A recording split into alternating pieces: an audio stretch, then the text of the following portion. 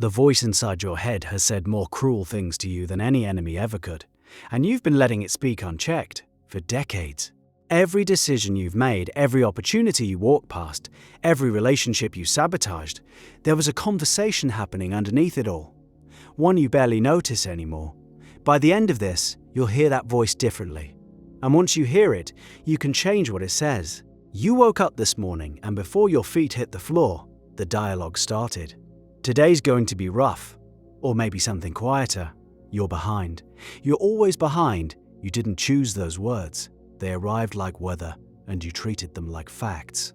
That automatic narration runs somewhere between 40,000 and 70,000 thoughts per day, depending on which research you trust. The exact number matters less than this. The vast majority of those thoughts are recycled. Yesterday's fears, wearing today's clothes. You're living inside a conversation that's barely changed since you were 15. The vocabulary grew up. The core script didn't. So what shifts when you start paying attention to it? Everything downstream. A psychologist named Ethan Kross at the University of Michigan ran studies on what he calls distant self-talk. Participants who refer to themselves by name during internal dialogue, Sarah, you've handled worse than this, instead of I can't do this, showed measurably lower anxiety and performed better under pressure. A tiny grammatical shift, first person to third person, and the emotional temperature dropped because the distance created room to observe the thought instead of drowning in it. You felt this without knowing the science. Think about the last time a friend came to you with a problem. You were calm, rational. You could see the situation clearly and offer something useful. Now think about the last time you faced the same kind of problem yourself. Panic, spiraling.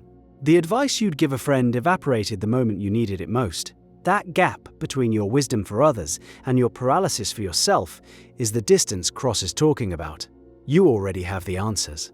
The voice just won't let you access them when the stakes feel personal. But recognizing the pattern is only half the engineering problem. The other half is understanding what built the voice in the first place. Your internal narrator is a composite. Fragments of parents, teachers, coaches, older siblings, that one kid in 7th grade who said something about your laugh that you still hear 20 years later. The voice sounds like you. It uses your vocabulary, your cadence, your references, and that's what makes it so convincing.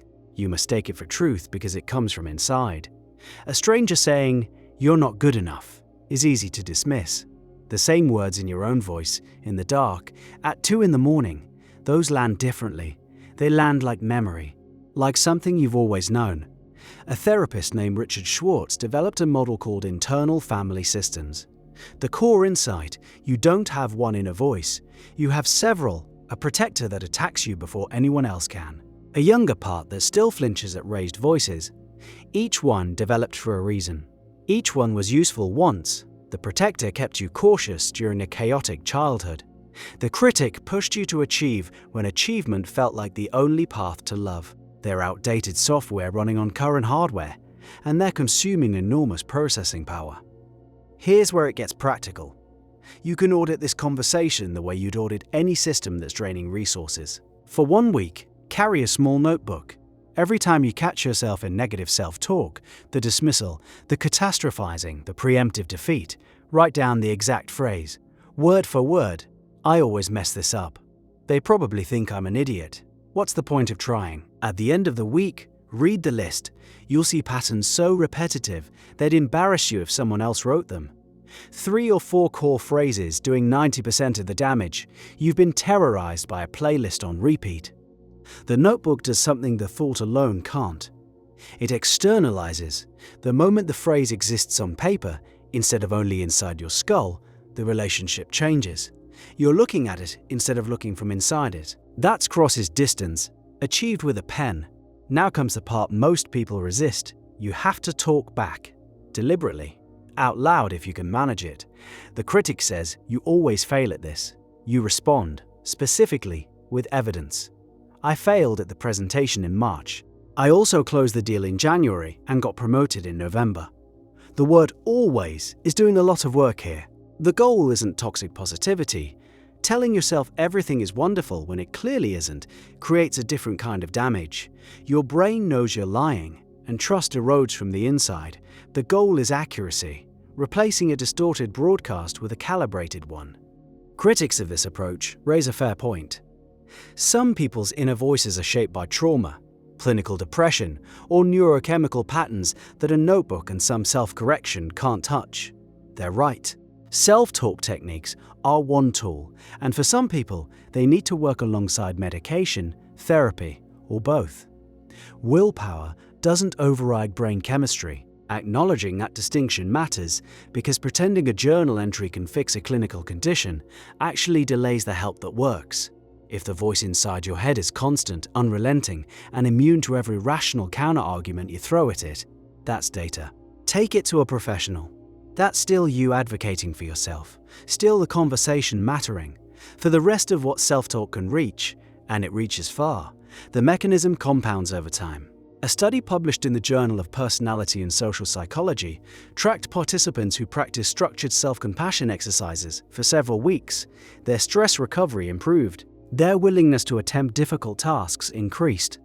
The internal conversation had shifted from adversarial to collaborative, and behavior followed the new script. Think about what that means in concrete terms. The person who tells themselves, "I'm terrible with money," avoids looking at their bank account. The avoidance creates more financial chaos. The chaos confirms the original story, a loop so tight it feels like identity. But identity is just a story you've told yourself so many times it hardened into fact.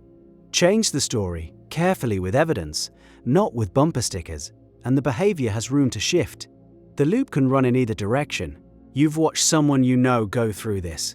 Maybe a friend who left a relationship where they were constantly criticized. The first few months, they still flinched, still apologized for existing. Then slowly, the voice that had been borrowed from that partner started losing volume.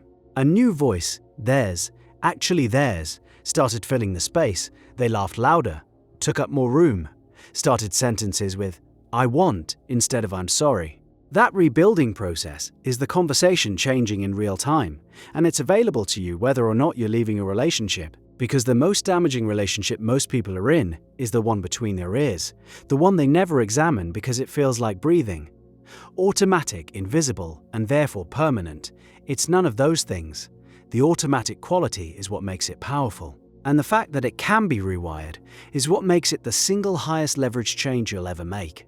Every external improvement you chase, the better job, the healthier body, the deeper relationships, runs through the filter of how you speak to yourself about it. Upgrade the filter, and everything passing through it changes quality. One conversation, running constantly, shaping every choice you make and every risk you take or refuse. You've been a passive listener for years, maybe decades. The mic has been open this whole time, you just forgot you're the one holding it.